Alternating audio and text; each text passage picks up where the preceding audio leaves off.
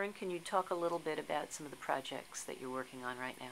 Sure. We are actually in the middle of working with two of our larger advertisers from a national standpoint and trying to understand the investment that they've made in cinema, not just from advertising a spot prior to the trailers, but the platform that they've taken to advertise in our pre-show and take advantage of the multiple on-screen opportunities, their interactive opportunities. So we're measuring, part of it is texting and trying to understand people's interactivity with their campaigns in terms of trivia or voting contests, and we can measure on the back end how many people actually participated, which is another way of trying to understand how people are engaged.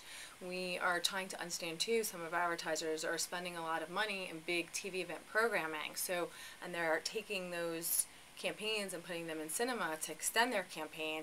They're looking at the best 360 and they're including cinema in that. So how do the two marry?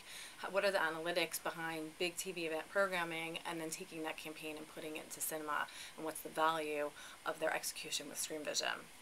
So there's some big category specific or client specific research that we're working on. And then from a local standpoint, we're looking to also prove the same thing and try to come up with some baselines with some key advertisers who need to understand ROI and response rates. So we're trying to develop the right creative and then the right research to measure how many people are actually responding to potentially a URL or a text message or some fashion of interaction to know that they are interested in more information about that product or service. So Screen Vision sometimes helps create the creative?